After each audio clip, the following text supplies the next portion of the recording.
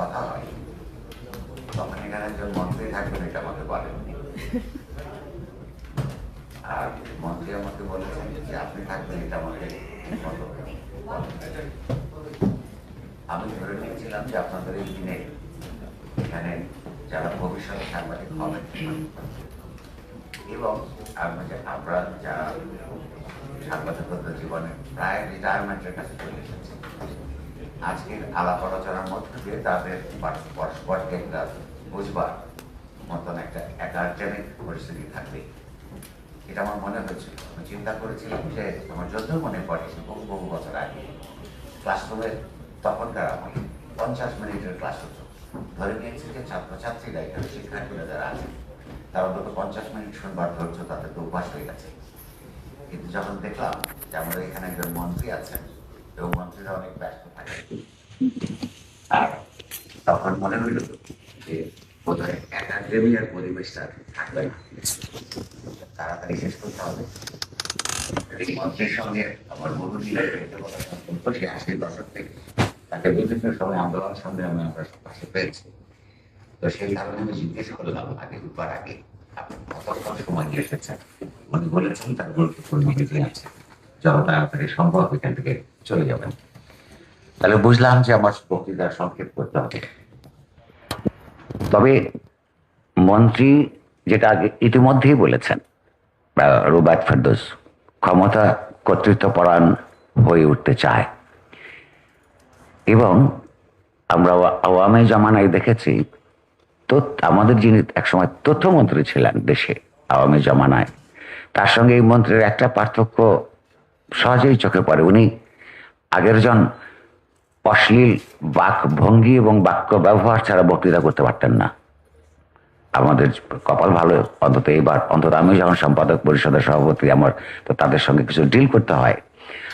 আজ এখানে যে মন্ত্রী আছেন তাকে আমি কোনো দিন কোনো অশ্লীল ভঙ্গি কিংবা বাক শব্দ প্রয়োগ করতে দেখিনি। তবে আজকে আমার এই কথা বল শুরু করবার আগে আমি শুধু অনুরোধ করব সবিনয়ে যে মন্ত্রী আজকে একটু ধৈর্য প্রদর্শন করবেন, আমাদের জন্য একটু সময় রাখবেন। কারণ এখানে সাংবাদিকতা বিভাগের যারা আজকের আগামী দিনে অনেকেই সাংবাদিক হয়ে উঠবেন, প্রায়োগিক সাংবাদিকতা করবেন তাদের সঙ্গে, এমনকি মন্ত্রী চলে যাওয়ার পরেও আপনাদের আমন্ত্রণ জানাবো আমি, যদি কোনো প্রশ্নোত্তর পর্ব রাখতে চান আমার দিক থেকে আপত্তি নেই। আমি আসলে আলোচনাটা শুরু করি। প্রথম কথা হচ্ছে রাজনীতি শব্দটা বাংলা ভাষায় শব্দটা নিয়ে আমার সাম্প্রতিক কালে একটা আপত্তিজনক অবস্থান তৈরি হয়েছে। এই যে রাজনীতি ক্ষমতা এবং সাংবাদিকতার আন্তঃসম্পর্ক তো বটেই, এটা পরস্পরের প্রবিষ্ট অত্যন্ত সম্পর্কিত বিষয়। এই বিষয়ে মনোনয়নটা অত্যন্ত গুরুত্বপূর্ণ। কিন্তু এই যে রাজনীতি শব্দটা আমি নিজে বহুবার লিখেছি, ব্যবহার করেছি, এখনো করি। আপনি যদি এটিমোলজিক্যাল রুট দেখেন যে রাজনীতি বাংলা ভাষায় শব্দটা আসলে কোন কোন ভাষা গ্লোবাল ইন্টালেকচুয়াল রুট ট্রাভেল করে বাংলা পর্যন্ত এসে পৌঁছেছে, দেখবেন এইটার অরিজিন হচ্ছে গ্রিসে, গ্রিক এক শব্দ হয়ে ল্যাটিন, আর ল্যাটিনের মাধ্যমে ফরাসি হয়ে ইংরেজি হয়ে বাংলায় প্রবেশ করেছে। এবং বিশেষত বাংলায় প্রবেশ করবার সময় এই শব্দটার গায়ে একটা ঔপনিবেশিকতার ঐতিহাসিক ছাপ রয়েছে। কিভাবে? গ্রিক শব্দটা এটা শব্দের রুটটা হলো এরকম। সিটি স্টেট ছিল আপনারা জানেন গ্রিসে, পলিটিস, তারপরে পলিটিক ফরাসি, ইংরেজিতে পলিটিক্স হয়ে বাংলায় রাজনীতি এসছে। এই সময়টা কখন? আমাদের 18th সেঞ্চুরিতে এই অঞ্চলে। তখন এই অঞ্চলের শাসক কারা? British colonial forces. তাদেরকে বাংলা এখানে কি বলা হতো? এমনকি ব্রিটিশ বিরোধী আন্দোলন, ব্রিটিশ রাজাদের যে নীতি, রাজ্য বিষয়ক নীতি, সেখান থেকে পলিটিক্স শব্দটার বাংলা হলো রাজনীতি। অথচ রুট ধরে দেখলে দেখা যায় সেই যে সিটি স্টেট পলিটিক পলিটিক্স, এই যে এবং পলিটিক পর্যন্ত হতে হতে ব্যাপারটা দাঁড়িয়েছিল যে রাজ্যের বা সেই সময়কার নগর রাষ্ট্রের নাগরিক সংক্রান্ত, নাগরিকদের নানা বিষয় আশয় সংক্রান্ত অ্যাফেয়ার্স এর নাম রাজনীতি, অর্থাৎ জনগণের প্রতি তার দৃষ্টিভঙ্গি শাসকদের কি হবে, সেইটা ছিল এই রুটটার অনেক দূর পর্যন্ত এগিয়ে আসা একটা অর্থ। অর্থাৎ এটা বাংলায় হওয়া উচিত ছিল জননীতি। অর্থাৎ ধরুন, এই যে আমাদের তথ্যমন্ত্রী আছেন, তারা তিনি একটা রাজনৈতিক দলের সঙ্গে আছেন, এই দলটির জননীতি কি সেইটার উপর ডিপেন্ড করবে কোন মানুষ, কোন সমাজের কোন অংশ কাকে সমর্থন করবে। তো যতক্ষণ পর্যন্ত পলিটিক্সের বাংলার রাজনীতি থাকে, এই শব্দের মধ্যেই আমাদের চিন্তার একটা ঔপনিবেশিকতার যে ধারাবাহিকতা সেটা আমরা টের পাই। তো ফলে সম্প্রতি আমি বলবার চেষ্টা করি যে আমরা এইটার অনুবাদটা বদলানো দরকার। পৃথিবীতে শব্দের রাজনীতি আছে, শব্দের গায়ে রাজনীতির ইতিহাস লেখা থাকে। ব্যাপারটা হচ্ছে একটু অনুসন্ধানের, অনুসন্ধিত মনের এবং জিজ্ঞাসা করবার অন্তর্গত প্রয়োজনীয় প্রণোদনা। তো আমাদের রাজনীতিকে আসলে জননীতিতে পর্যায়ে নিয়োজিত হবে কেন, সেইটার সঙ্গেই আবার এই যে ক্ষমতার একটা সম্পর্ক আছে। আপনি যদি ক্ষমতাকে দেখেন, ক্ষমতার মানে কি? ক্ষমতা তো নানা ধরনের, political power, power as social power, personal power. ক্ষমতা হচ্ছে এমন একটা ব্যাপার, যখন যখন যদি বিশেষত আমরা যদি পলিটিক্যাল পাওয়ারের কথা বলি, একটা সমাজের মধ্যে পুরো সমাজকে প্রভাবিত করবার জন্যে যে পদ্ধতি, অর্থাৎ কোনো না কোনো চিন্তার পক্ষে কিংবা বিপক্ষে, কোনো না কোনো কর্মসূচির পক্ষে কিংবা বিরুদ্ধে প্রভাবিত করবার যে সামর্থ্য, সেটা এক ধরনের ক্ষমতা। পরিষ্কারভাবে রাজনৈতিক ক্ষমতা বা সরকারি ক্ষমতা হইল অথরিটি, কর্তৃপক্ষীয় ক্ষমতা। ক্ষমতা এই অর্থে যে যখন রাষ্ট্র তৈরি হয়, রাষ্ট্রের যখন সরকার থাকে একটা ম্যানেজিং কমিটির মতন, তারা জনগণের উপর বা ভোটারদের উপর কি পরিমাণ প্রভাব এবং কর্তৃত্ব জারি রাখতে পারেন, সেটা এক ধরনের, সেটাই রাজনৈতিক ক্ষমতা, রাষ্ট্র ক্ষমতা। রাষ্ট্র ক্ষমতা আবার আরেকটু অন্য জিনিস, সেটা এই মুহূর্তে আমাদের জন্য। অর্থাৎ রাজনৈতিক ক্ষমতাকে, রাষ্ট্রযন্ত্রকে ব্যবহার করে কতটা সার্ভ করা কিংবা দমন করা কিংবা করা যায়, সেই কর্তৃপক্ষীয় ক্ষমতার সঙ্গে এই রাজনীতি এবং ক্ষমতা নিশ্চয়ই পরস্পর সম্পর্কিত। আবার ক্ষমতা নিজেই একটা সামাজিক রাজনৈতিক সম্পর্ক, এবং এই সম্পর্কটার ধরন হচ্ছে অ্যাসিমেট্রিক্যাল। ক্ষমতা স্বয়ংভূ কোনো ব্যাপার নয়, এবং ক্ষমতা যখন প্রয়োগ হয় কখনোই নিরপেক্ষভাবে প্রয়োগ হতে পারে না। এটা তার ইনহেরেন্ট ইনকেপাবিলিটি। ক্ষমতা কি করে? কারোর পক্ষে অথবা কারোর বিরুদ্ধে, পাওয়ার ওভার অর পাওয়ার এগেইনস্ট, এই অ্যাসিমেট্রিক্যাল সম্পর্কের মধ্য দিয়ে এগোয়। এখন তাই যদি হয়, তাহলে জননীতি যখন সমাজের রাজনীতি হয়ে ওঠে, ক্ষমতা যখন কারোর বিরুদ্ধে বা কারোর উপর প্রয়োগ করবার ব্যবস্থা থাকে, সেই রকম একটা অবস্থায় এই প্রেক্ষাপটের মধ্যে দাঁড়িয়ে আমরা সাংবাদিকতাকে ব্যাখ্যা করবার চেষ্টা করতে পারি। এখন প্রশ্ন হচ্ছে যে ইতিমধ্যেই আপনাদের অধ্যাপক, প্রিয় অধ্যাপক, আমারও খুব প্রিয় মানুষ, বলেছেন যে ক্ষমতা, হরাইজন্টাল ক্ষমতা, ভার্টিক্যাল ক্ষমতা কিভাবে কাজ করে। তো এখন প্রশ্ন হচ্ছে, তাহলে সাংবাদিকতার কাজ কি? এখন রাষ্ট্র যদি হয় ক্ষমতার প্রয়োগ করবার একটা আধার, শক্তি, সামর্থ্য যোগায়, আমরা লক্ষ্য করেছি আবার যে শুধুমাত্র রাষ্ট্রের বল প্রয়োগের ক্ষমতা থাকে। রাষ্ট্রের নানান ধরনের আপনার সংজ্ঞা আছে, নানান ধরনের স্কুল অফ থট আছে। আমার ধারণা সত্যের কাছাকাছি যে সংজ্ঞা, সে হচ্ছে রাষ্ট্র, সেটা যে রাষ্ট্রই হোক, এমনকি সমাজতান্ত্রিক রাষ্ট্র, আপনার তাত্ত্বিকভাবেও রাষ্ট্র মানেই হচ্ছে একটা নিপীড়নমূলক সংগঠন। অর্থাৎ একটা মিলিটারি ব্যুরোক্রেটিক স্টেট বলে। স্টেট মানে একটা মিলিটারি ব্যুরোক্রেটিক ব্যাপার। অর্থাৎ জনগণের আকাঙ্ক্ষার অভিব্যক্তি ঘটিয়ে বা সেইটা পূরণ করবার কথা বলে কখন কোনো রাজনৈতিক দল, যে কোনো দল, ক্ষমতায় যখন যায় আর সেইটা যখন তারপরে তারা বাস্তবায়ন করেন না, এমনকি তাদের নির্বাচনের সময়কার দেওয়া ম্যানিফেস্টো, তখন যখন লোকেরা আপত্তি জানাতে থাকে, তখন তাদেরকে দমন করবার জন্যে এই শুধুমাত্র পুলিশ, শুধুমাত্র আমলাতন্ত্র, শুধুমাত্র মিলিটারি দিয়ে হয় না। এটা আমরা দেখেছি এই 24 সালে। তাহলে তাকে কি করতে হয়? সমাজে তার এই তার কর্মসূচির বা প্রায়োগিক কর্মসূচির পক্ষে সমাজের মধ্যে এক ধরনের ন্যায্যতা তৈরি করতে হয়। অর্থাৎ সমাজের মধ্যে নানান মত থাকে, নানান চিন্তা থাকে, সেই তার চিন্তাটা যতক্ষণ পর্যন্ত না ক্ষমতাসীনদের চিন্তা অধিপতি চিন্তায় পরিণত না হয়, ততক্ষণ পর্যন্ত সে নির্বিঘ্নে শাসন পরিচালনা করতে পারে না। এই অধিপতি চিন্তা, ডমিনেটিং থটস, এই যে ক্ষমতাসীনদের রাজনীতি, অর্থনীতি এবং দার্শনিক যে অবস্থান, তার পক্ষে মতামত তৈরি করবার জন্যে এটা করা তাদের জন্য অত্যন্ত প্রয়োজন, এই ন্যায্যতা সৃষ্টি করা। এই ন্যায্যতা সৃষ্টি কিভাবে করে? তাহলে তার একটা পদ্ধতি থাকতে হবে।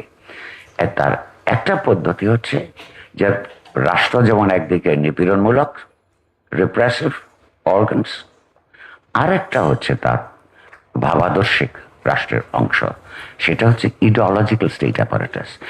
ইডিওলজিক্যালি ওই শাসক শ্রেণীর বা ওই শাসক দলের পক্ষে নিরন্তর তার চিন্তার উৎপাদন এবং পুনরুৎপাদন করে যাওয়ার মাধ্যমে বিপ্রতীপ চিন্তার উপরে তার আধিপত্য জারি রাখে। সেটা কি করে করে?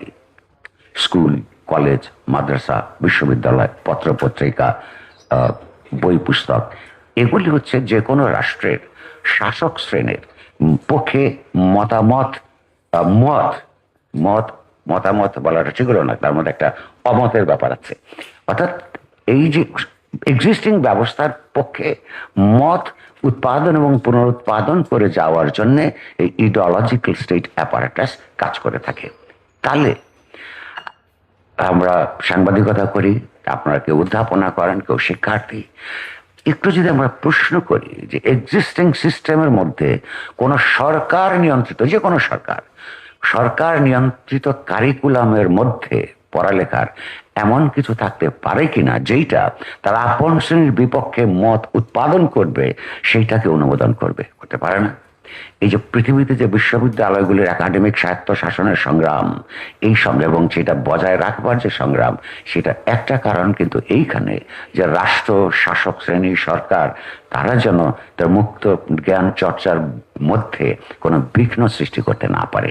কারণ স্বাধীন চিন্তার চর্চা এবং উৎপাদনের মধ্য দিয়েই সমাজে এক্সিস্টিং যে সোশ্যাল, পলিটিক্যাল এবং ইকোনমিক অর্ডার আছে, তার বিরুদ্ধে দ্রোহ তৈরি হতে পারে চিন্তার দিক থেকে। এই দ্রোহ তৈরি হওয়াটা ওই অ্যাকাউন্টেবিলিটি তৈরি করার ক্ষেত্রে কোনো সরকারের জন্য অত্যন্ত গুরুত্বপূর্ণ একটা কাজ। তো ফলে আমরা যখন সাংবাদিকতা করি, কার জন্য করি, কি ধরনের সাংবাদিকতা করি? এই যে একটা কথা প্রচলিত আছে, নিরপেক্ষ সাংবাদিকতা, এই বস্তুটা কি?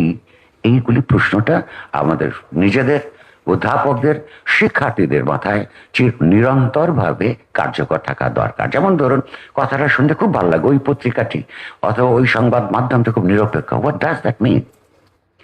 একটা সমাজে যদি বিভিন্ন শ্রেণী থাকে, সমাজ যদি শ্রেণী বিভক্ত হয়, সেই সমাজের মধ্যে যদি অন্যায় থাকে, জনস্বার্থ বিরোধী অর্থনীতি চালু থাকে, জনস্বার্থ বিরোধী আইন কানুন যদি থাকে, তাহলে এইরকম একটা সময়ের মধ্যে সাংবাদিকতা বা যে কোনো বুদ্ধিবৃত্তিক তৎপরতা কি করে নিরপেক্ষ হতে পারে? আর এই নিরপেক্ষতার অর্থ তো আসলে একটা জনস্বার্থ বিরোধী অবস্থান গ্রহণ করা। এই নিরপেক্ষতার অর্থই হচ্ছে একটা এক্সিস্টিং ব্যবস্থার বিরুদ্ধে না দাঁড়িয়ে, প্রতিবাদ না করে, সেটাকে নিরপেক্ষতার ছদ্মাবরণে সেটাকে পারপিচুয়েট করতে দেওয়া, বয়ে দিতে যাওয়া, সেইটার জন্য কি পাবলিক বিশ্ববিদ্যালয়, যে পাবলিক বিশ্ববিদ্যালয়গুলো মূলত এখনো পর্যন্ত এই দেশের সাধারণ মানুষের ব্যবসা কেমন যাচ্ছে? ব্যবসা আগে মোটামুটি ছিল, এখন প্রশ্নটা হচ্ছে যে নাই। এই মুহূর্তে বেচে কিনা হচ্ছে বাংলাদেশ না কি ঠিকভাবে। একটা ঠিকভাবে বেচে বৈষম্যহীন সমাজে পরিণত হয়েছে কিনা? বাংলাদেশ রাষ্ট্র, তার ম্যানেজার যে কোনো রাজনৈতিক দলই থাকুন না কেন, এইটা কি সাধারণ মানুষের স্বার্থে নীতি প্রণয়ন এবং নীতি বাস্তবায়ন করে কিনা? যদি করে, তাহলে সমাজের মধ্যে ধনী এবং গরিবে এই অশ্লীল রকমের বৈষম্য কি করে জারি থাকে? এখন প্রশ্ন হচ্ছে যে সাংবাদিকতার একটা কাজ তো অবশ্যই পরিষ্কারভাবে তথ্য প্রদান করা, কিন্তু কেবলমাত্র তথ্য প্রদান করে। তথ্য মানেই আমি ধরে নিচ্ছি যে তথ্য বা আর অপতথ্য বলে কিছু নাই, যা কিছু তথ্য তার বাইরে সবকিছুই তাহলে তথ্যের যে বস্তুনিষ্ঠতা সেটা অত্যন্ত গুরুত্বপূর্ণ। কিন্তু সাংবাদিকতার সেইটা তো একটা প্রথম পর্ব। আপনার রিডারকে, আপনার ভিউয়ারকে, দর্শককে আপনি নিশ্চয়ই তথ্য দিবেন এইরকম ভাবে যাতে ইনফর্মড ওপিনিয়ন গড়ে উঠতে, গোটা রাজনৈতিক, সাংস্কৃতিক, অর্থনৈতিক ব্যবস্থা সম্পর্কে ওপিনিয়ন গড়ে উঠতে, মত তৈরি হতে সাহায্য করে। কিন্তু সেগুলি ইন্টারপ্রেট করারও দরকার আছে। সাংবাদিকতা সেইটা একটা অত্যন্ত গুরুত্বপূর্ণ কাজ, যে বিদ্যমান বস্তুনিষ্ঠ তথ্যকে আপনার বৈষম্যের আকারে বা বৈষম্যের দৃষ্টিকোণ থেকে কোন শ্রেণীর শাসন শোষণ করছে, কারা শাসিত শোষিত হচ্ছে, সেইটার পরিষ্কারভাবে ধারণা দেওয়ার ক্ষেত্রে এবং প্রয়োজনে পরিষ্কারভাবে পক্ষাবলম্বনের প্রশ্নে একটা অবস্থান গ্রহণ করা আমি মনে করি সাংবাদিকতার একটা অত্যন্ত গুরুত্বপূর্ণ দায়িত্ব। এটা যারা করেন না, যে তথাকথিত বস্তুনিষ্ঠ সাংবাদিকতার কথা বলেন, এইটাকে আমি বলি নির্লিপ্ততার সাংবাদিকতা।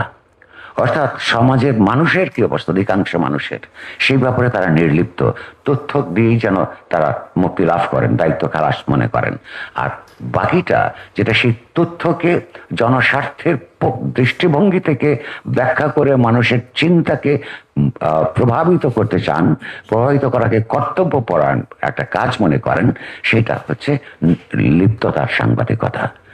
আমি আপনাদেরকে, তরুণদেরকে বলবো, আপনারা লিপ্ততার সাংবাদিকতার মধ্যে থাকেন। তো লিপ্ততার সাংবাদিকতা মানে একটা ভীষণভাবে রাজনীতি সচেতন সাংবাদিকতা। তাহলে আমরা যখনই সাংবাদিকতার কথা বলবো, তাহলে গোটা ব্যাপারটাই তো পলিটিক্যাল। কারণ সাংবাদিকতা আপনার যে কোনো শাস্ত্র অধ্যয়ন ইডিওলজিক্যাল স্টেট অ্যাপারেটাসের অংশ, যেটা গোটা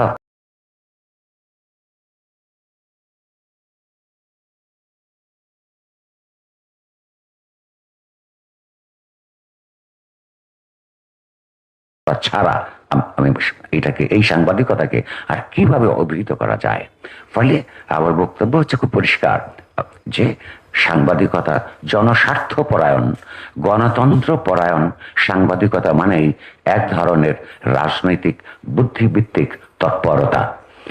এখন এই যে তৎপরতার মধ্যে রাষ্ট্র কিভাবে হস্তক্ষেপ করবে বা সে কিভাবে এটা দেখবে, সরকার কিভাবে এইটাকে গ্রহণ করবে, এইটা নির্ভর করে নানান কিছুর উপর। এক ধরনের যেমন রাজনৈতিক একটা সরকার থাকে, তার মাসল পাওয়ার থাকে, আর তার সঙ্গে থাকে আইন। আপনারা যারা সাংবাদিকতার ছাত্রছাত্রী এখানে খুব ভালো করে জানেন যে এখনো পর্যন্ত বাংলাদেশের বাক এবং বাক্যের স্বাধীনতা নিয়ন্ত্রণ করবার জন্য অসংখ্য আইন এখনো পর্যন্ত বহাল রয়েছে। আমরা দুইটা স্বাধীনতার, 1947 সালে একটা ব্রিটিশদের ঔপনিবেশিক শাসন থেকে মুক্তি, তারপর 1971 সালে বাংলাদেশের জীবনের সবচেয়ে মহৎ, সবচেয়ে বড় ঘটনা, এই ঘটনার মধ্য দিয়ে পার হয়ে আসবার 54 বছর পরেও আমরা এখনো পর্যন্ত এরকম সব ভয়াবহ ঔপনিবেশিক জনস্বার্থ বিরোধী আইন মাথায় করে সাংবাদিকতা কিংবা অধ্যাপনা চর্চা করতে হচ্ছে। আমি একটা সর্বশেষ ছোট্ট উদাহরণ দেই, যে এটা আমাদের এইবারের সংগ্রামের একটা, এবং সমর্থনা কামনা করবো আপনাদের কাছ থেকে, এইবারের সংগ্রামের সবচাইতে কেন্দ্রীভূত একটা প্রতীকী, একই সঙ্গে আইনগত একটা সমস্যা নিয়ে আমরা লড়াই করবার চেষ্টা করছি। আমি আশা করি এখানে যে জহিরুদ্দিন স্বপন আমাদের মাননীয় মন্ত্রী, তিনি সারা জীবন বিশেষত তার যৌবন একটা আপনাকে আমি এখনো বৃদ্ধ বলিনি, যৌবনের মানে আমাদের যে জীবনের যেখানে শুরু বিশ্ববিদ্যালয় জীবন থেকে দীর্ঘদিন পর্যন্ত তিনি প্রগতিশীল গণতান্ত্রিক আন্দোলনের নেতৃস্থানীয় কর্মী ছিলেন। আমি আপনাদের এই উপলক্ষে আবার নতুন করে তার ক্ষমতাবান কান আকৃষ্ট করবার চেষ্টা করছি। সেটা হচ্ছে যে এই দেশে এখনো এমন আইন আছে এবং আশ্চর্যজনক ভাবে সে আইনটা প্রণীত হয়েছে দুইটা উপনিবেশবাদী এবং নয়া উপনিবেশবাদী রাষ্ট্র ব্যবস্থার বিরুদ্ধে সশস্ত্র সংগ্রামের মধ্যে দিয়ে গিয়ে স্বাধীন রাষ্ট্র প্রতিষ্ঠা হওয়ার পর 1973 সালে। আইনটা হচ্ছে আপনি যদি কোনো প্রকাশনা ব্যাপারে অনুমতি চান সরকারের কাছে, প্রথম পথে যে লাইসেন্সিং ব্যবস্থা ব্রিটিশরা করেছিল, বিশেষত 1857 সালের সিপাহী গণ অভ্যুত্থানের পরে যে লাইসেন্স করতে হবে, সেখানে প্রকাশক এবং সম্পাদকের ঠিকানা কোথায় সেটা থাকতে হবে। কেন জানেন? যেমন এই যে নাম ঠিকানা ছাপাবার জন্যে অনেক মানুষকে মরিয়া হয়ে উঠতে দেখি, ওই যে প্রিন্টার্স লাইনে তার নাম আছে, অথচ এটা হয়েছে হলো যদি কোনো সরকার বিরোধী রাষ্ট্র বিরোধী কোনো তৎপরতায় লিপ্ত হয় তাকে যাতে ওই ঠিকানায় গিয়ে ধরা যায়, সেইটার জন্য কিন্তু এই আইনটা করা হয়েছিল। সেই 1973 সালে সেই আইনটা যেটা করা হলো, এরকম একটা লাইসেন্স যদি চান এবং পেতে হলে আপনাকে একটা মুচলেখা দিতে হয়। কি মুচলেখা? মুচলেখা হচ্ছে যে এই প্রকাশনাটি কখনোই সরকারের স্বার্থ বিরোধী কোনো কাজে লিপ্ত হবে না। আচ্ছা আপনি বলুন তো, সরকার একটা গণতান্ত্রিক ব্যবস্থার মধ্যে সরকার হচ্ছে জনপ্রতিনিধিদের নির্বাচিত সরকার। তো সেই জনপ্রতিনিধি যদি আমাকে কথা দিয়ে কথা না রাখে, জনপ্রতিনিধি যদি জনস্বার্থপরায়ণ কাজে নিজেকে যুক্ত না রাখে, যদি সে জনস্বার্থ বিরোধী কাজে লিপ্ত হয়, তাহলে তার বিরুদ্ধে লেখা এটা জনগণের একেবারে মৌলিক অধিকার এবং দায়িত্বের মধ্যে পড়ে। কিন্তু আপনাকে মুচলেখা দিতে হবে যে না, তার বিরুদ্ধে কোনো কথা বলবো না। প্রশ্নটা হচ্ছে যে এই কথা সত্য যে বাংলাদেশের সাংবাদিকতাও কখনোই এই আইনের অনুবর্তী থেকে পুরোপুরি অনুবর্তী থেকে কখনোই অগ্রসর হয়নি। কিন্তু এ কথাও সত্য যে সেই গ্রিক মিথোলজিতে আপনারা পড়েছেন যে ইউক্লিডসের তরবারি, এই ইউক্লিডসের তরবারি একটা কিন্তু ইজ হোভারিং অ্যারাউন্ড আওয়ার হেডস, যে কোনো সময় এই খড়গটা যাতে নেমে আসতে পারে কাঁধের মধ্যে, সেটা কিন্তু জারি আছে। বাংলাদেশের এই 54 বছর পরে এত বড় একটা রক্তাক্ত শিক্ষার্থী গণ অভ্যুত্থানের পরে সেই পশ্চাৎপটের মধ্যে একটা নির্বাচিত সরকার প্রতিষ্ঠিত হয়েছে। তার তথ্যমন্ত্রী আমাদের সামনে আছেন। ব্যক্তিগতভাবে আমাদের সম্পর্ক অনেক ভালো, কিন্তু আমি আপনাদেরকে সাক্ষী রেখে আরেকবার তাকে অনুরোধ করছি যে আমরা সবাইকে নিয়ে সংগ্রামের নামবার আগে গণতান্ত্রিক মূল্যবোধ এবং সাংবাদিকতার স্বাধীনতা, ব্যক্তি এবং বাক্যের স্বাধীনতা সমুন্নত রাখবার জন্য দয়া করে আপনার আইনটা স্ক্র্যাপ করবেন। আমি আমার বক্তব্য শেষ করবো এখানে। সর্বশেষ এই কথা বলেই যে আপনারা মনে রাখবেন, সাংবাদিকতা একটা অত্যন্ত গুরুত্বপূর্ণ জনস্বার্থপরায়ণ রাজনৈতিক বুদ্ধিবৃত্তিক তৎপরতা। আপনাদেরকে ধন্যবাদ।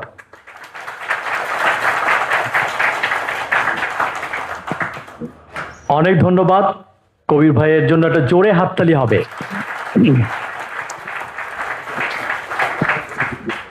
তিনি শেষ করেছেন গণতান্ত্রিক মূল্যবোধ শব্দটি দিয়ে। গণতান্ত্রিক মূল্যবোধের প্রধান শব্দ, যেটা একজন নারী বলেছিলেন, যিনি কথা বলতে পারতেন না, যিনি চোখে দেখতেন না এবং যিনি কানে শুনতেন না, সেরকম সীমাবদ্ধতাকে অতিক্রম করে যিনি হার্ভার্ডের গ্র্যাজুয়েট হয়েছিলেন, 14টি বই লিখেছিলেন এবং তার সাইন ল্যাঙ্গুয়েজ দিয়ে তিনি আইনস্টাইনের সঙ্গে কনভারসেশন করেছেন, রবীন্দ্রনাথকে গান শুনিয়েছেন। সে হেলেন কেলার বলেছেন যে সবচাইতে শিক্ষিত রুচিশীল মানুষকে তুমি মাপবে কি দিয়ে, ইয়ার্ডস্টিক কি, স্কেলটা কি? একটা শব্দ বলেছেন, যে যত শিক্ষিত, কালচার্ড, রুচিবান, তার টলারেন্স লেভেল তত বেশি। তো গণতন্ত্র একটি সরকার ব্যবস্থা, তার চেয়ে বড় হচ্ছে গণতন্ত্র একটি মূল্যবোধ, এবং এই মূল্যবোধের প্রাণ ভ্রমরা হচ্ছে টলারেন্স, পরমত সহিষ্ণুতা, যেটা আমরা ক্লাসে প্রায়ই বলি, ভলটিয়ারের কথা, যে আমি তোমার সঙ্গে দ্বিমত করতে পারি, কিন্তু তোমার কথা বলতে দেওয়ার জন্য আমি আমার জীবন দিতে পারি। That is the beauty of democracy, যে আমি ভিন্ন মত পরমতকে সহ্য করতে পারি কিনা। এখন মাননীয় প্রধান অতিথি বক্তব্য রাখবেন, তো এইটা তো রেওয়াজ হয়ে গেছে যে প্রধান অতিথি যখন আসেন, আমরা ছোটবেলা থেকে মন্ত্রী বাহাদুর বলতাম এবং একটা ছোটখাটো দাবি রাখতাম। শ্রবণ ভাই, আমরা কি একটা দাবি রাখতে পারি এই যে পার্লামেন্টের পক্ষ থেকে? বাহ, খুব খুব ডিপ্লোম্যাটিক অ্যান্সার দিয়েছে স্বপন ভাইকে। আপনারা জানেন ছাত্র জীবন থেকে তার বক্তৃতার আমরা ভক্ত, তুখোর বক্তা ছিলেন, অসাধারণ বিতর্ক করতেন এবং তাত্ত্বিক এবং পড়াশোনা জানা একজন মানুষ। দাবিটা হচ্ছে, এই বিভাগ হয়েছে 1962 সালে। এই পুরো বাংলাদেশে সাংবাদিকতা বিভাগে প্রথম সূচনা এখান থেকে রাজশাহী, চট্টগ্রাম, পাবলিক প্রাইভেট অনেক জায়গায় হয়েছে। এটি আদি। কিন্তু আমাদের বিভাগে একটা মাল্টিমিডিয়া ল্যাবের জন্য আমরা বহু জায়গায় ডিপিপি করেছি, আমাদের প্রজেক্ট করা আছে। রাষ্ট্রের তো আজকাল 100 কোটি 1000 কোটি কোনো ব্যাপারই না। আমরা এই 15 কোটি টাকা নিয়ে গেল 13, 14, 15 বছর থেকে ফাইট করেছি। আমাদের একটা টিভি স্টুডিওর জন্য একটা মাল্টিমিডিয়া ল্যাব থাকবে। এটা তো আপনার সঙ্গে খুবই সম্পর্কিত, একদম ডিপিপি করাই আছে। আপনার যদি রাজি থাকেন তাহলে হ্যাঁ বলুন যদি সম্মত কিনা। আরেকটু জোরে। ওকে, একটু পার্লামেন্ট শোনা যাচ্ছে। তো এখন আমরা মাননীয় তথ্য সম্প্রচার মন্ত্রী, এক সময়কার তুখোর ছাত্রনেতা, তাত্ত্বিক, তার কথা শুনবো। সজ্জন ভদ্র মানুষ, যেটা কবি ভাই বলেছেন আজকাল জেন্টেলম্যান পাওয়া খুব সংকট। আমি দেখি স্বপন ভাই হচ্ছেন পা থেকে মাথা পর্যন্ত আপাত মস্তক, হি ইজ এ জেন্টেলম্যান। আসুন তাকে আমরা ওয়েলকাম করি।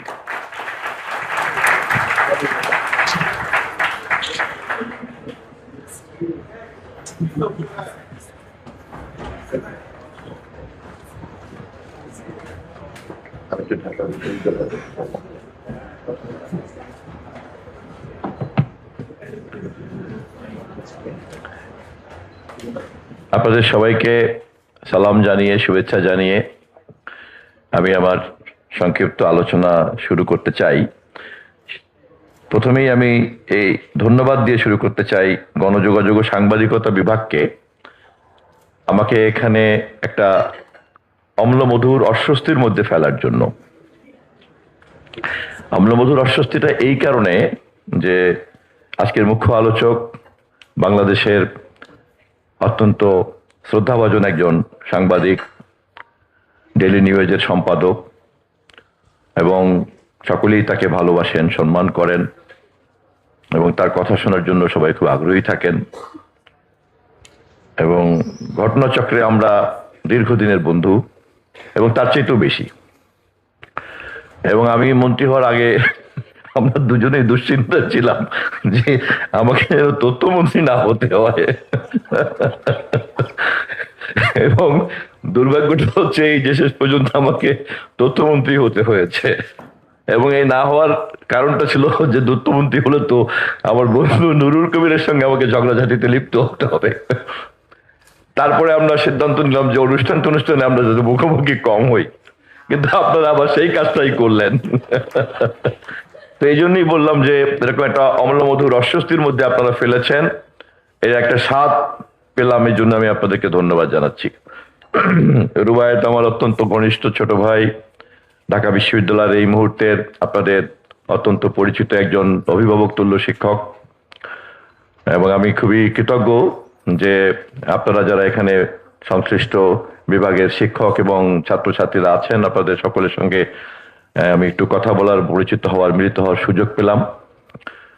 আমাদের এই সাংবাদিকতা বিভাগের, গণযোগাযোগ সাংবাদিকতা বিভাগের ভারপ্রাপ্ত চেয়ারম্যান মহোদয় আছেন, মাহবুব সাহেব আছেন, ভাইস চ্যান্সেলর মহোদয় বোধহয় একটু সম্ভবত একটু পরেই আসবেন, একটা মিটিং এ আছেন উনি। তা আমার সৌভাগ্য যে এই বিশ্ববিদ্যালয়ের যেহেতু আমি ছাত্র ছিলাম, এই যেখানে এই ভবনটা আছে এখানেই আমরা ছাত্র জীবনে অনেক সময় কাটিয়েছি, বিশেষ করে শীতের দিনে। এটা একটা বিরাট চত্বর ছিল এবং ওই মধুর ক্যান্টিনে তো সারাদিনই থাকতাম, কখনো কখনো রাতেও থাকতাম। তো একটু গোপন কথা বলতে চাইলে আমরা এই জায়গাটায় চলে আসতাম আর কি। তো আগমনের কারণে একটা নস্টালজিক ফিলিংস তো কাজ করছে, সেটার জন্য একটা বাড়তি ধন্যবাদ আমি এই বিভাগকে দিয়ে রাখছি, যে আমি এটা একটা সুযোগ হিসাবে কাজ করছে আমার জন্য। কবির ভাই শুধু একজন সাংবাদিকই না, তিনি অত্যন্ত বাংলাদেশের একজন গুরুত্বপূর্ণ চিন্তক, এবং তার চিন্তার একটা দীর্ঘদিনের কাঠামো আছে, এবং তিনি সেই কাঠামোতেই চিন্তা করেন।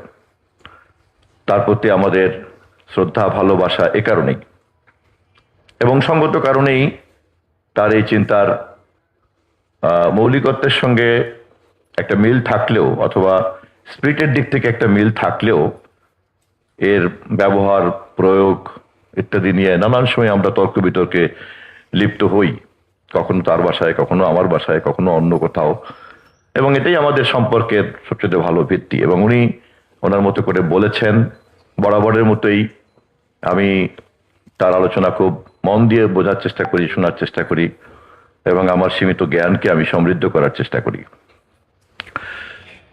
আমি শুধুমাত্র এই দিকটাতে একটু নজর দিব আলোচনাতে, যে আধুনিক শাসন ব্যবস্থাতে যেহেতু রাষ্ট্রকে ব্যবহার করতেই হচ্ছে, ইচ্ছা নিরপেক্ষভাবেই একজন ভালো শাসক অথবা একজন খারাপ শাসক, তার হাতে রাষ্ট্র এবং শাসন ক্ষমতার দণ্ড চলে আসছে। দ্বিতীয় প্রশ্ন হচ্ছে যে এখন উনি এটাকে কি জনসেবার কাজে লাগাবেন, নাকি জনসেবাবিহীন ভাবে ক্ষমতার শুধু ভোগ করার জন্য কাজে লাগাবেন, এবং সেই ক্ষেত্রে রাষ্ট্রকে একটা নিপীড়নের যন্ত্র হিসাবে কাজে লাগাবেন। এই পর্যায়ে এসেই কিন্তু ইনফ্যাক্ট একটা ব্যবস্থাপনার প্রশ্ন দেখা দেয়, এবং সেই ব্যবস্থাপনাটা কোন লক্ষ্যে ধাবিত হচ্ছে। কেউ কেউ ব্যবস্থাপনার ভালো ইচ্ছা নিয়েই শুরু করেন, তারপরে যখন ব্যবস্থাপনাটার জটিলতার কারণে ব্যর্থ হয়ে যান, তখন ধীরে ধীরে ধীরে ধীরে ক্ষমতা কুক্ষিগত করার দিকে ধাবিত হতে বাধ্য হয়। কেউ কেউ জানি না তার লক্ষ্যটা কি, শুধুমাত্র একটা প্রবৃত্তির কারণে ক্ষমতার দিকে ধাবিত হতে থাকে, তারপর যখন ক্ষমতাটা পায়, তারপর সে একটা দিক নির্দেশনাবিহীন পরিস্থিতিতে পড়ে যায়। ইতিহাসে এমন অনেক জনপ্রিয় শাসককে আমরা দেখেছি, ক্ষমতায় যাওয়ার আগে জনপ্রিয়তার তুঙ্গে উঠেছেন, ক্ষমতায় যাওয়ার খুব স্বল্প সময়ের মধ্যেই গড়াতে গড়াতে আবার সাগরের অতলে অধঃপতিত হয়েছেন। একেবারে সুনির্দিষ্ট লক্ষ্য নিয়ে রাষ্ট্র এবং ক্ষমতাকে ধারণ করা, কেননা ক্ষমতা ছাড়া তো আর এই কাজটা করা যাবে না। সমাজকে দেয়া দান, সেবা করা, এর পরিবর্তন, সংস্কার, সময়ের সঙ্গে তাল মিলিয়ে সভ্যতার সবচেয়ে গুরুত্বপূর্ণ উপাদান হিসেবে কাজ করা, এর জন্য তো ক্ষমতা লাগবেই, রাষ্ট্র তো লাগবেই। তো রাজনৈতিক প্রক্রিয়া সামগ্রিকভাবেই এই পুরো বিষয়টি নিয়েই রাজনৈতিক প্রক্রিয়া, এবং সে কারণেই এটা একটি সমাজ বিজ্ঞান। সে কারণে এটা যেমন কেবলই সাহিত্য নয়, তেমনি এটা কেবলই কিন্তু পিওর সায়েন্স নয়, সমাজ বিজ্ঞান। স্বামী স্ত্রী যতই কাবিন নামায় চুক্তি করুক, সংসারের শান্তি কিন্তু চুক্তিতে নিহিত থাকে না, এটা সম্পূর্ণই একটা অন্য বিষয়। আবার চুক্তি যেহেতু আছে, সে কারণে তা মানামানির একটা বাধ্যবাধকতাও কিন্তু থাকে। ফলে এক মন নিয়ে চলা এক জিনিস, কিন্তু একাধিক মন যখন সহ অবস্থান করতে হয় এবং তা আবার একটা চুক্তি দ্বারা আবদ্ধ থাকে, তখন সেই চুক্তির মধ্যে একটা সুস্থ সুন্দরের মাত্রাকে বজায় রাখা, এটার জন্য কিন্তু একটা সৃষ্টিশীল একটা মনোজগৎ লাগে। একটা সংসারকেও যদি আমরা একটা প্রতিষ্ঠানের ইউনিট হিসেবে দেখি, এবং তার যদি সর্বোচ্চ একটা ইউনিট হিসেবে আমরা রাষ্ট্রকে দেখি, তাহলে আমরা কিন্তু বুঝতে পারবো যে যে কোনো প্রতিষ্ঠানকে সংহত রাখা এবং সেটাকে একটা শুভ উদ্দেশ্যে ধাবিত করা এবং সেই প্রবাহকে নেতৃত্ব দেওয়া, এটার জন্য কিন্তু একটা আলাদা এক ধরনের দক্ষতা, যোগ্যতা লাগে। সম্ভবত এটাকেই নেতৃত্ব বলে, কেননা নেতৃত্বের দায়িত্ব অনেক যেহেতু বড় থাকে, অফকোর্স এর মধ্যে নানান রকম কম্পোনেন্ট থাকে। কখনো কোনো কম্পোনেন্ট বড় হয়ে যায়, কখনো শুধু সাহসটাই দেখা যায়, কখনো শুধুমাত্র প্রেম প্রীতিটাই দেখা যায়, কখনো কেবলমাত্র ঔদ্ধত্যটাকেই দেখা যায়। তা কখন কোনটা বড় হবে সেটা তো পরিস্থিতির উপর নির্ভর করে।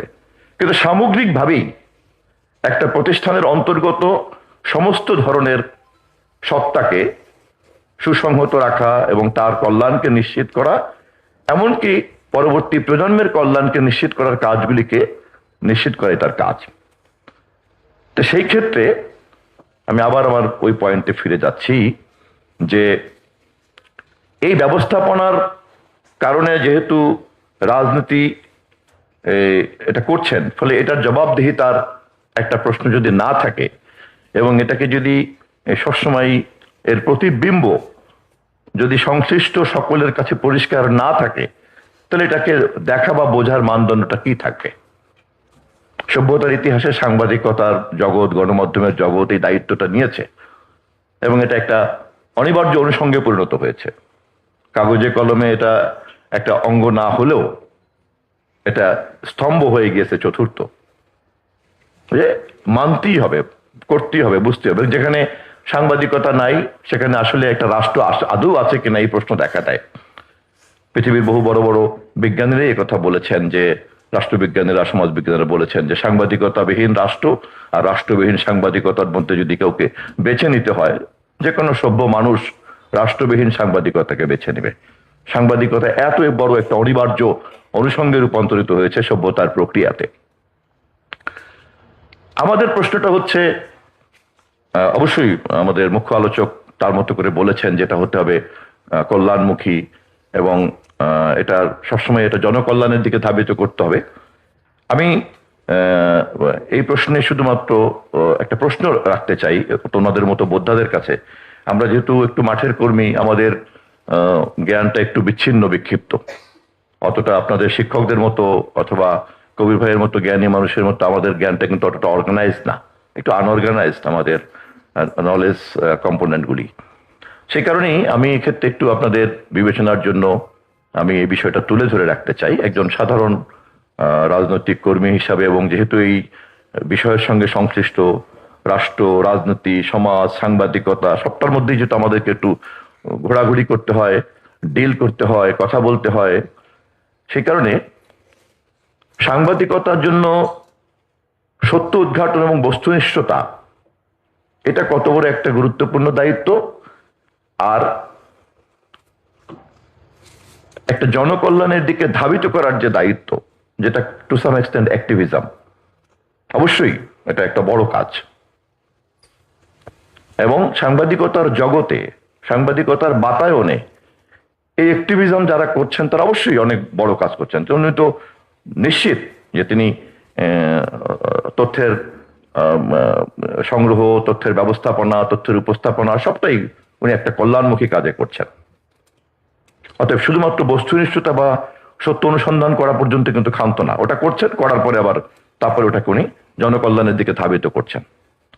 আমার প্রশ্নটা হচ্ছে এখানে যে যখনই একজনের মধ্যে এরকম লক্ষ্য থাকবে তখনই কিন্তু তিনি বস্তুনিষ্ঠতাকে কাঠামোবদ্ধ করার সময় বস্তুনিষ্ঠতা কিন্তু বিকৃত হয়ে যেতে পারে। আমি আমার কমপ্লিটলি ডিসকাশনটা কিন্তু আমি একজন মন্ত্রী হিসাবে করছি না। আমি দুঃখিত, বিশেষ করে সাংবাদিক ভাইদেরকে অনুরোধ করব যে এটাকে নিউজ কন্টেন্টের মধ্যে নিয়ে যান। আমি জাস্ট একাডেমিক আলোচনা করছি। আমি নিজেও রাষ্ট্রবিজ্ঞানের ছাত্র ছিলাম, সমাজবিজ্ঞানের ছাত্র ছিলাম। বিষয়টা আমার জন্য শেখার জন্য অনেক গুরুত্বপূর্ণ, সেই বিবেচনাতেই কথাটা আমি তুলছি। যে অতএব যখনই আমার কোনো লক্ষ্য থাকবে, সে ভালো হোক খারাপ হোক যাই হোক না কেন, আমি ধরে নিচ্ছি ভালো, তখনই কিন্তু আমার মধ্যে একটা উদ্যোগ কাজ করবে বস্তুনিষ্ঠতাকে সংগ্রহ করার মধ্যে। কারণ হঠাৎ করে যদি বস্তুনিষ্ঠতা দেখা যায় যে আমার লক্ষ্যের সঙ্গে সামঞ্জস্যপূর্ণ হচ্ছে না, তখন কিন্তু আমার আকাঙ্ক্ষা এবং আবিষ্কৃত সত্য, উদ্ঘাটিত সত্য মুখোমুখি দাঁড়িয়ে যাবে। এবং এখানেই কিন্তু একটা পরীক্ষার মধ্যে পড়তে হয়। এবং সে কারণে আমরা দেখেছি মহান মুক্তিযুদ্ধের সময়ও কিন্তু বিরুদ্ধেও সাংবাদিকতা ছিল, পক্ষেও কিন্তু সাংবাদিকতা ছিল। এমনকি জুলাই গণ অভ্যুত্থানের সময় কিন্তু আমরা দেখেছি সরকারকে টিকিয়ে রাখার পক্ষেও তো একটা গণমাধ্যমের তৎপরতা ছিল, এবং তাকে তো আমরা সাংবাদিক বলেই চিনি, সাংবাদিকতা হিসেবেই চিনি। আজকে শহীদের রক্তের উপরে দাঁড়িয়ে বিজয়ী বাংলাদেশে নির্বাচিত সরকারের একজন মন্ত্রী হিসেবে যখন আমি কথা বলছি, তখন হয়তো মনে করেন একটা নির্ধারিত বয়ানকে আমরা সবাই হাজির করছি যে অভ্যুত্থান, বিজয়, গণতন্ত্র, অমুক তমুক ইত্যাদি মিলে আমরা এখন খুব নিশ্চিন্তে কিন্তু এই কথা। ব্যাপারটাকে বোঝার জন্য যদি একটু কাল্পনিকভাবে ধরে নেই যে 5 তারিখের পুরো ব্যাপারটাই অন্য খাতে প্রবাহিত হয়ে গিয়েছে, তখন কি হতো? তখন এই সাংবাদিকটাই, নুরুল কবির সাহেব এখানে থাকতেন কিনা, বাঁচতেন কিনা, আমি এখানে আসতে পারতাম, তো এটাই তো প্রশ্নের মধ্যে দেখা দিত। এবং সেই সাংবাদিকতাই কিন্তু এইভাবে পরিচিত হতেন নৈরাজ্যের হাত থেকে দেশকে রক্ষা করা গিয়েছে, স্বাধীনতার চেতনা রক্ষা করা গিয়েছে, তাই না? নানান রকম তখন একটা বয়ান, এবং সেই বয়ান দেওয়ার মতো বুদ্ধিজীবীর কি অভাব আছে আমাদের দেশে? শিক্ষকের কি অভাব আছে? জ্ঞানী লোকের কি অভাব আছে? সম্পাদকের কি অভাব আছে? সাংবাদিকের কি অভাব আছে? অতএব এটা কিন্তু একটা প্রশ্ন। অফকোর্স আমাদের যে কোনো জ্ঞানকে জনগণের কল্যাণের দিকে ধাবিত করতে হবে, বিশেষ করে সাংবাদিকতার মতো বুদ্ধিভিত্তিক পেশাতে তো এটা অবশ্যই করতে হবে। কিন্তু তারও আগে এই প্রশ্নটি আমাদের মধ্যে সার্বজনীনভাবে নিষ্পত্তি না হলেও প্রত্যেকের মধ্যে এটা নিষ্পত্তি হওয়া দরকার যে বস্তুনিষ্ঠতাকে নিশ্চিত করা, সত্যকে উদ্ঘাটন করার প্রক্রিয়াটি কি হবে, এবং সেই ক্ষেত্রে একটা সার্বজনীনতার মধ্যে আমরা কিভাবে যেতে পারি। ফলে শুধুমাত্রই নিজের লক্ষ্য দিকে যদি আমি ধাবিত হই, তার আগে যদি আমি এই কাজটা সার্বজনীনভাবে না করতে পারি, তাহলে এই বিষয়ের বিতর্ক অনিষ্পন্নই থেকে যাবে। আমি আপনাদের সকলের চিন্তার ক্ষেত্রে আমার এই অজ্ঞতাকে তুলে ধরে সবাইকে আবারও ধন্যবাদ জানিয়ে শুভেচ্ছা। ও হ্যাঁ,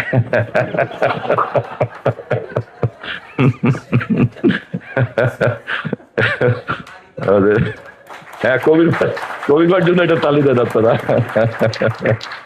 এবং আমাদের গণযোগাযোগ সাংবাদিকতা বিভাগের দাবি, তারপর আবার কবির ভাই একজন সম্পাদক পরিষদের সভাপতি উনি, আমি আবার তথ্যমন্ত্রী। আমি মন্ত্রী হিসাবে এবার এই কথা বলছি না, তবে আমি ব্যক্তিগতভাবে আমি দায়িত্ব নিচ্ছি যে আপনাদের এই বিষয়টি সরকার থেকে হোক আর যেখান থেকেই হোক আপনাদের এই দাবি পূরণ হবে। ধন্যবাদ সবাইকে। অনেক অনেক ধন্যবাদ মাননীয় তথ্য সম্প্রচার মন্ত্রী।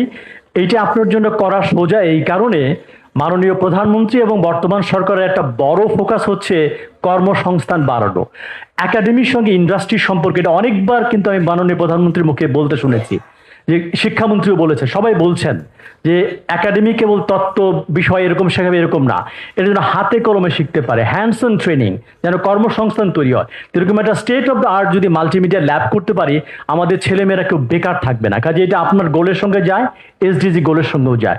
অনেক ধন্যবাদ আপনাকে এই ঘোষণা দেওয়ার জন্য।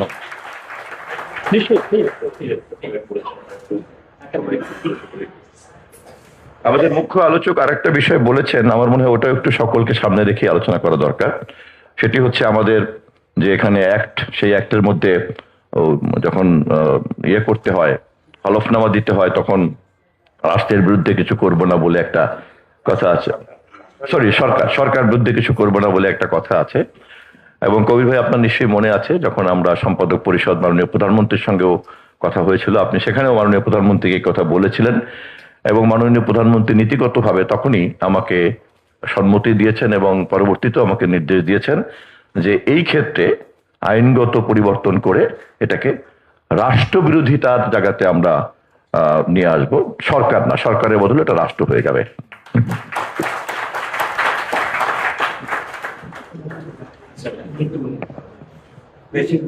Thank you.